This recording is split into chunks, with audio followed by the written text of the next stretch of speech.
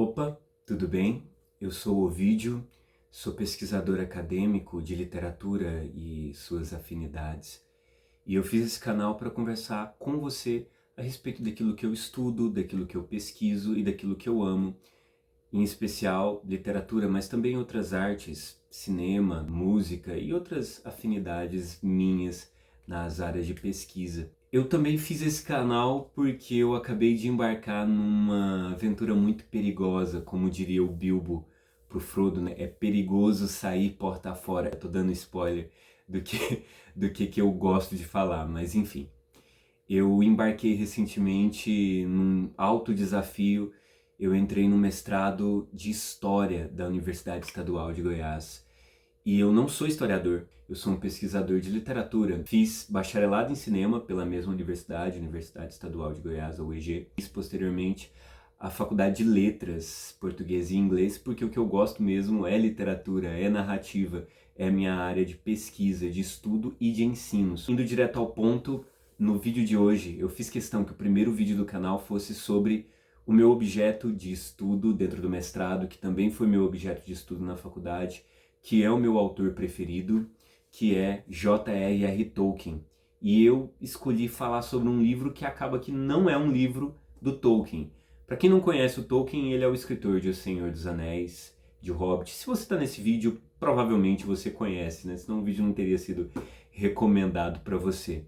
Mas se você conhece não só a obra, né, esses livros, esses best-sellers, mas conhece também o autor ou estuda Tolkien, você já esbarrou no nome do Humphrey Carpenter, que é o escritor desse livro. O Carpenter também tem um compilado de cartas que chama As Cartas de J.R.R. Tolkien, que em breve nós vamos falar um pouco aqui também. Ele que fez esse compilado. E ele também tem uma biografia dos Inklings, que era um grupo de amigos que discutia filosofia, literatura, política, economia e outras nerdices. Pra falar a verdade, os Inklings eram uns grandes de uns nerds, a verdade é essa. E dentre eles estavam o Tolkien e o C.S. Lewis, o escritor de As Crônicas de Nárnia. Também um livro muito legal e que também podemos falar posteriormente. Mas eu escolhi esse livro para hoje. Por quê? Porque eu fiz recentemente a releitura desse livro. Eu comprei o livro, essa é a edição antiga, já tem quase 10 anos, ela saiu em 2018. E eu comprei ele quando eu estava fazendo a minha monografia da faculdade de cinema, que foi sobre Tolkien. Isso lá em 2020, então já fazem seus 6 anos. E eu tinha lido ele quase completo, só que a escrita da monografia foi me consumindo, eu tinha que estudar outras coisas, a biografia do Tolkien não era a principal coisa que eu precisava estudar dentro da obra dele, e eu acabei deixando o livro pela metade de lado, não tinha terminado, tinha passado da metade, mas não tinha terminado. E aí, recentemente, uns 3 meses atrás, eu fiz a releitura e dessa vez eu fui até o final e foi uma leitura que me emocionou um bocado. Então eu quero falar com você a respeito desse livro. A releitura desse livro mudou muito do que eu enxergava do próprio Tolkien. Eu vou ler um trecho para vocês que está um pouquinho antes da metade do livro. O que aconteceu até aqui? O Carpenter ele já tinha contado tudo o que aconteceu na vida do Tolkien até após a guerra, a Primeira Guerra. Então ele já tinha lutado na Primeira Guerra, já tinha se casado, já tinha se consolidado enquanto professor e era onde uma biografia geralmente ia acabar, porque não acontece mais nada de, digamos, entre aspas, mais nada de interessante, né?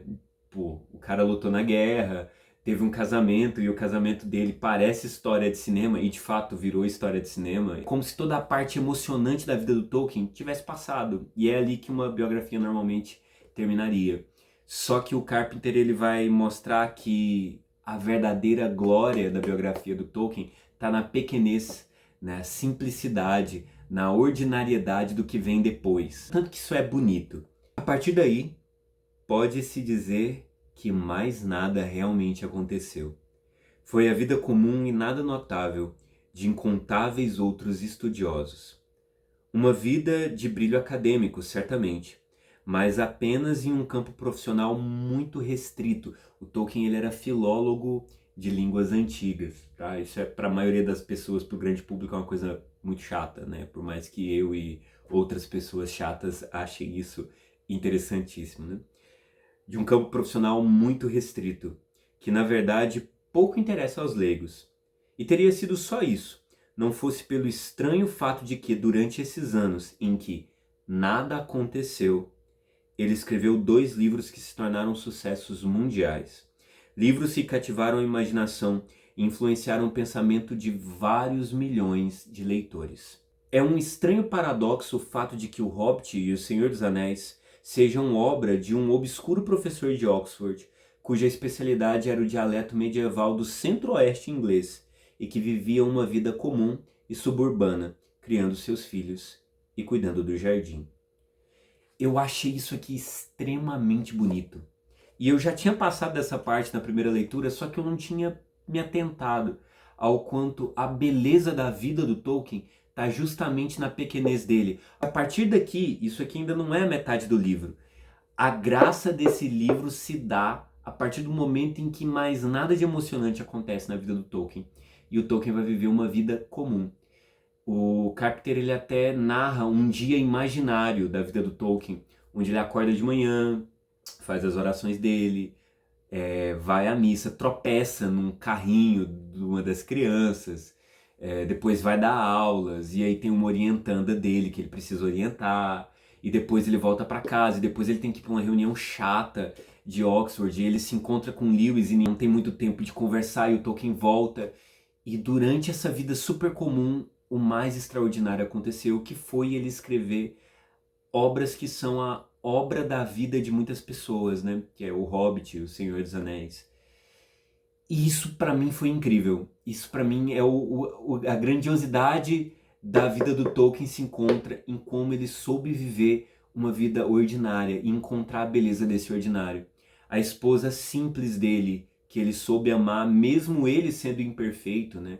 E o Carpenter ele aponta muitos defeitos do Tolkien enquanto esposo. Alguns acadêmicos estudiosos de Tolkien são até um pouco críticos a essa obra do Carpenter, porque o Carpenter ele é um pouco, ele deixa escapar muito da opinião dele sobre isso, e às vezes, não só sobre isso, mas sobre vários assuntos, e ele acaba sendo um pouco preconceituoso com o Tolkien, passando uma visão do Tolkien um pouco mais chata do que o Tolkien de fato era, né? E realmente o Carpenter às vezes pega um pouco a mão nas opiniões dele, mas eu acho que isso não tira nem um pouco o mérito dessa obra, que é a melhor biografia do Tolkien e para sempre vai ser.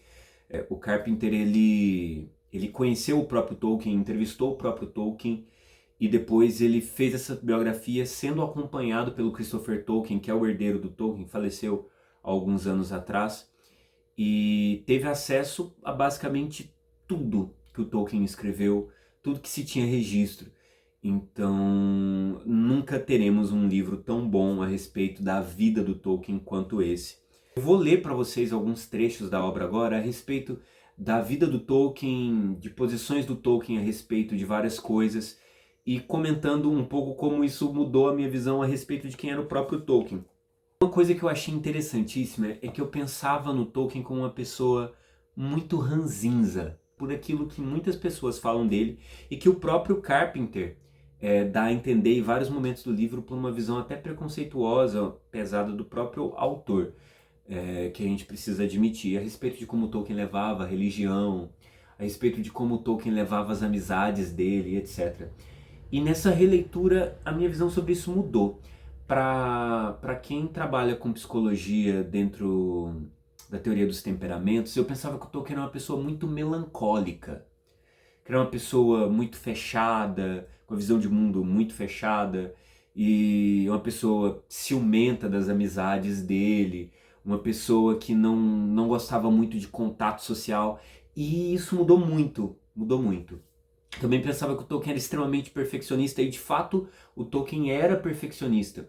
Mas nessa releitura eu percebi uma coisa que estava na minha cara e eu não percebia, que o perfeccionismo do Tolkien, às vezes, assim, o fato do Tolkien demorar para escrever, e ele levou muitos anos para escrever O Senhor dos Anéis, da mesma forma que ele escreveu O Hobbit e ele não queria publicar, e teve uma força muito grande de amigos do Tolkien para que essas obras fossem publicadas, né, e caíssem nas mãos de editoras. E a obra da vida dele, que é o Silmarillion, ele nunca chegou a publicar, foi publicado pelo Christopher depois que ele faleceu. E às vezes eu pensava que era porque ele era muito perfeccionista, muito fechado, muito chato. E não é tanto. Ele de fato é perfeccionista, ele é.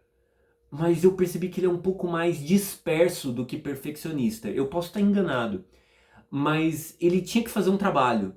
E ele deixava esse trabalho para fazer outro trabalho sobre outra coisa. Então ele tinha que escrever O Senhor dos Anéis, ele parava para escrever um detalhe de uma outra história. E essa outra história, capaz que ele já tinha escrito ela, e ele decidia reescrevê-la. E aí ele tomava um tempo gigantesco reescrevendo aquela história, em vez de escrever que ele deveria estar escrevendo. Então ele parava de escrever O Senhor dos Anéis para reescrever O Hobbit, que ele já tinha publicado, e outras coisas, entende? Então eu percebi que ele era uma pessoa um pouco mais dispersa, até do que perfeccionista. Ele jogava, chutava para muitos lados ao mesmo tempo. E diferente do C.S. Lewis, que fazia isso também, C.S. Lewis escrevia muitas coisas, o C.S. Lewis ele entregava tudo e publicava muito. O Tolkien também escrevia muitas coisas, só que ele não publicava nada, ele guardava para ele. E por conta desse traço de perfeccionismo dele, às vezes ele terminava, jogava fora para escrever outra. E poucas vezes publicava. Que ele comentando que ele estava no final do livro 3 de O Senhor dos Anéis, falando que faltava 6 capítulos para terminar o livro. Só que faltavam 31 capítulos. Situava-se apenas no fim do que viria a ser o livro 3. Haveria não 6, mas 31 capítulos adicionais antes do livro estar completo.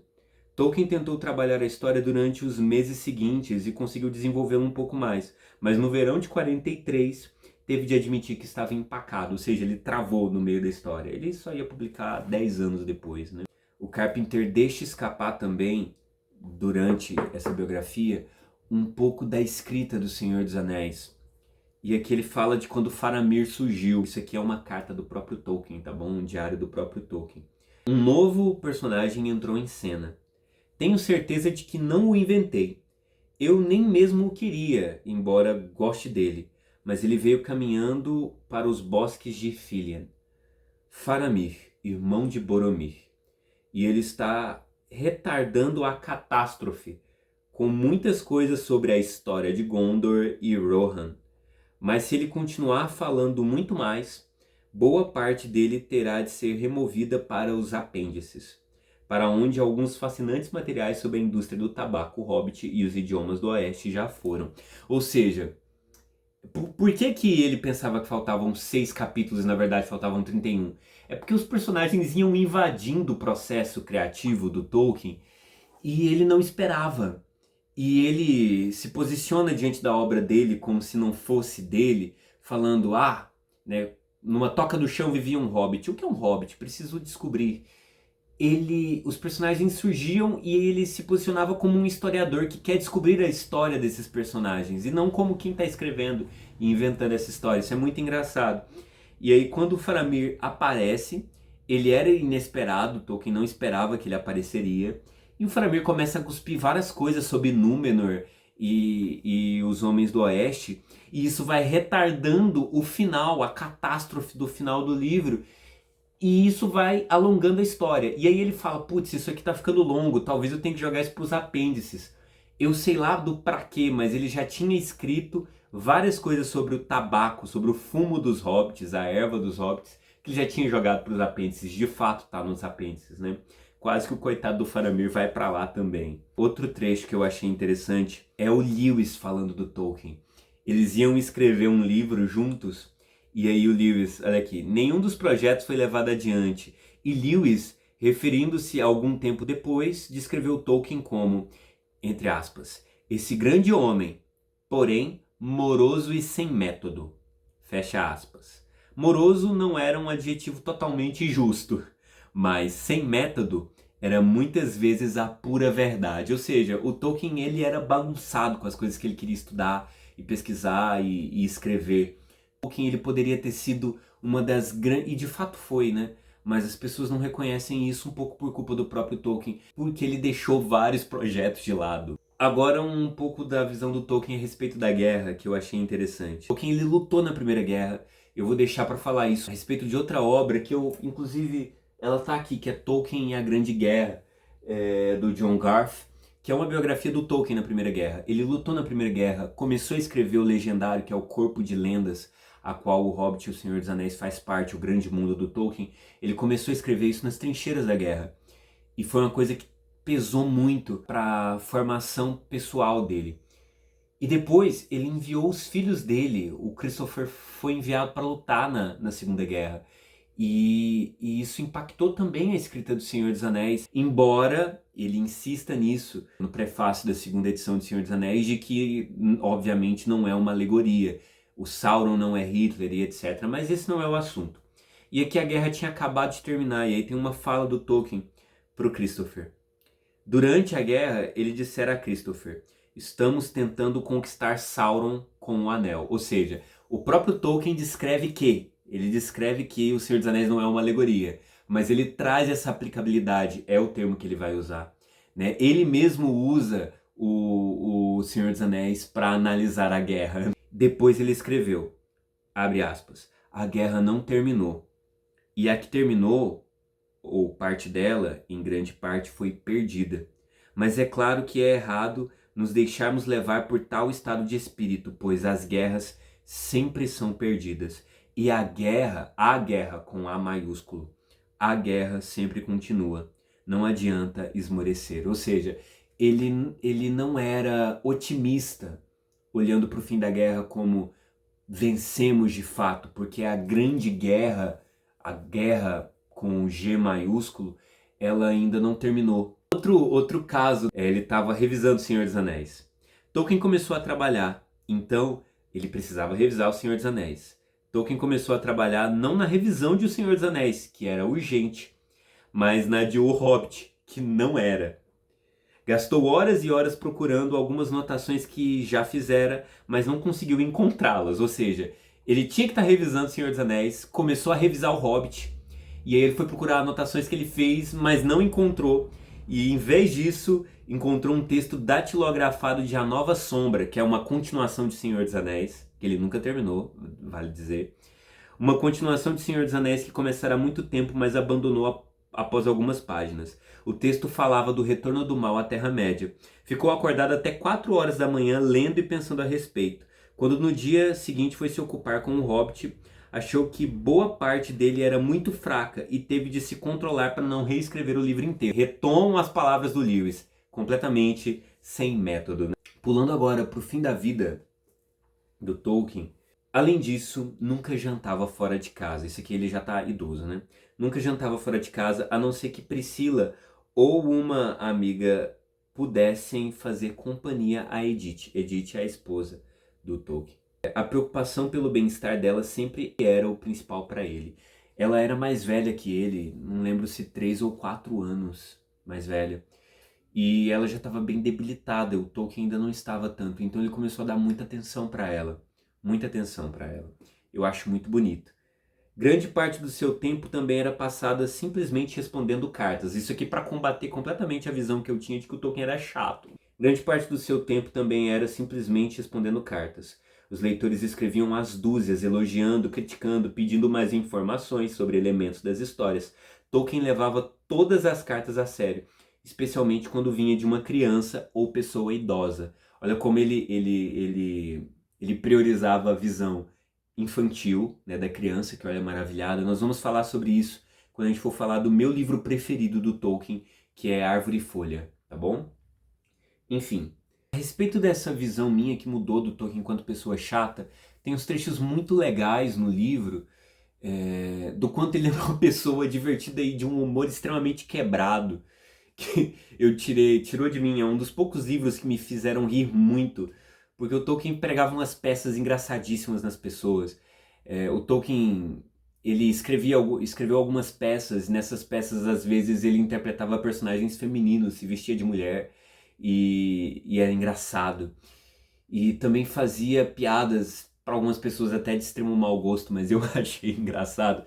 Como, por exemplo, quando ele estava dirigindo, e aí ele era um péssimo motorista, e aí ele jogou o carro dele no meio de uma avenida lotada, enfiou a cabeça para fora do vidro e gritou: "Ataque-os!" e eles debandam. E aí os carros que tinham de desviar dele. Além disso, ele se vestia de urso, pegava um tapete de pele de carneiro, pintava a cara de branco, se vestia de urso polar e saía assustando as pessoas na rua, ou pegava um machado anglo-saxão e saía perseguindo um vizinho como se fosse louco. Ou também tem um trecho engraçado que ele tirava a dentadura, isso já bem mais velho, quando a gente pensa que ele é um idoso chato, ele tirava a dentadura dele e entregava como troco para as pessoas quando ele ia comprar alguma coisa para assustar as pessoas.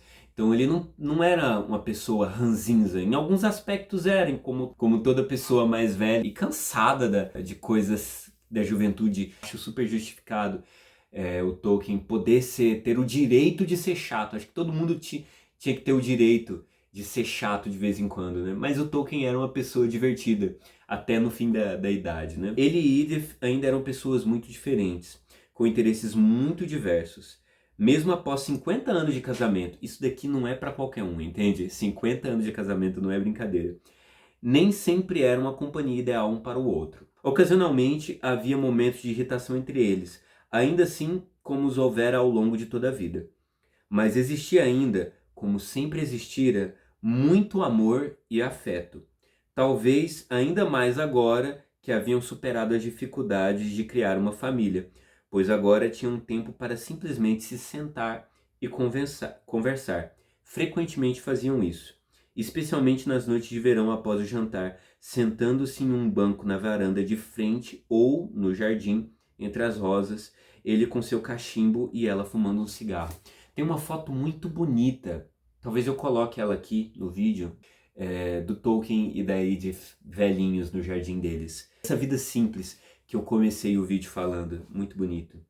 Depois disso, a Edith vai morrer, também tem um trecho onde o Lewis morre 10 anos antes da morte do Tolkien. Lewis morre em 63, o Tolkien em 73.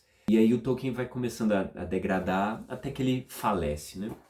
Mas enfim, foram alguns trechos que eu destaquei da obra e eu sei que o vídeo já tá longo, vai ficar longo e fazer o quê? É a vida, né? Até já me despeço de você. Vou ter outros vídeos falando da obra do Tolkien. Essa série de vídeos vai chamar Biblioteca Tolkien. Vou resenhar alguns livros do Tolkien, dar a minha opinião, minha visão e falar sobre como isso afeta a minha vida.